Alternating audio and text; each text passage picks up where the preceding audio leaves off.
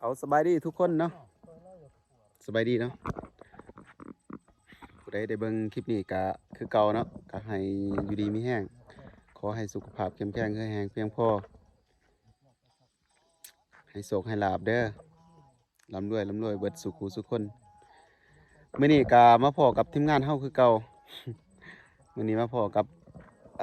ทางเบาคัมมานี่ซีบุญอ่อนและก็เบาวันมณีไส้เนาะสายกับป้ามื้อนี้ก็เป็นโอกาสดีที่มาถ่าย MV เพลงใหม่ของทั้งสองเนาะไปเราไปเบิ่งนักร้องมื้อนี้เขาแต่งโตวกันจังไดอันนี้คือทางเบาวันมณีไส้เพิ่นเป็นจังไดมื้อนี้รู้สึกจังได รู้สึกว่าสิห้องเพลงใหม่อีกเนาะสิ cover อันของปะเมียบ่ได้เนาะยังเมียดี ถือว่าป้าเมียบ่ได้ย้อนเมียดีเพิ่นว่าเนาะ แม่น เอามาเบิ่งทางดาวฟีลิ่งเพิ่นสิพากหยัง ๆมื้อเนาะฝากอันนั้นเพลงในเด้อ cover เพลงใหม่อีกแล้วเนาะเพลงทางหินแฮเนาะของไอ้กองเฮาไร สิปล่อยไว้นี่เนาะ ไทยน่ะสิปล่อยไว้นี่แหละมันเพลงกับมื้ออื่นแหละ ที่12บ่แม่นวันที่10 11 ที่10 10บ่ มื้ออื่นวันที่10ฝากติดตามในเด้อ เอาอันนั้นคือทางนักร้องของเพิ่นมาเบิ่งทางบ่าวคำนี้สีบุญอ่อนก็ยังแต่งโตวเพิ่นว่าโอ้ยังบ่เสร็จ อันนี้เลยก่อนนะ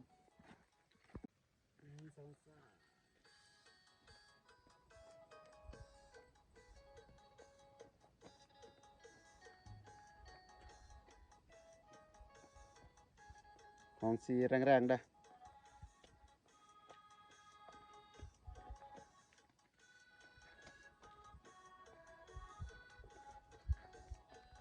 ขอโทษเด้อล่ะอายนี่นาป้าเมียบ่ได้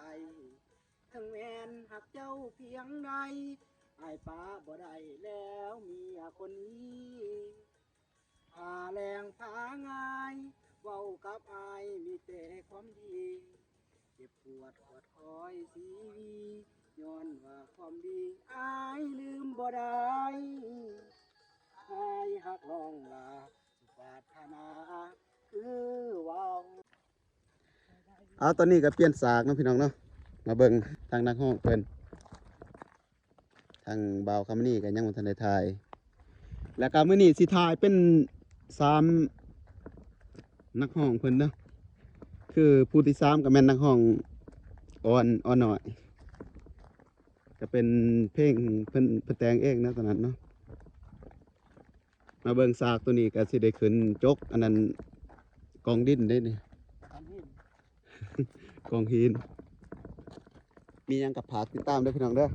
อย่าพาเบื่อกันหลาย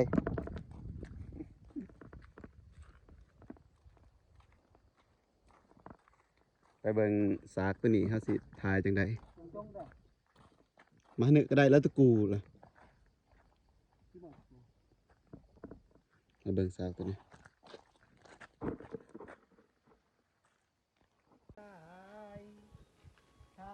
ตอนนี้ก็ถ่ายเพลงถ่าย MV เพลงของบาวันมณีไส้เนาะจะนายกับบาวคอมนี่เวลาก็5 โมงสิทันเนาะนี่ฮักเจ้าอยู่ดอกแต่อายอยากบอกให้นางฮับตอนนี้ก็ถ่ายเบางหลังเพลงนี้โอ้สาวสวนได้ยก2 นิ้วว่ายก2 นิ้วยังทันได้แท้เด้อพี่น้องเด้อสู้มาตลอด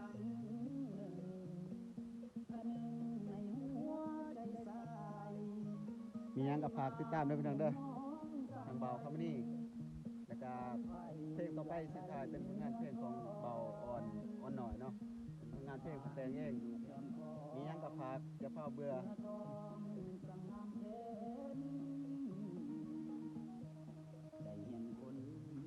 สูบยามันดิ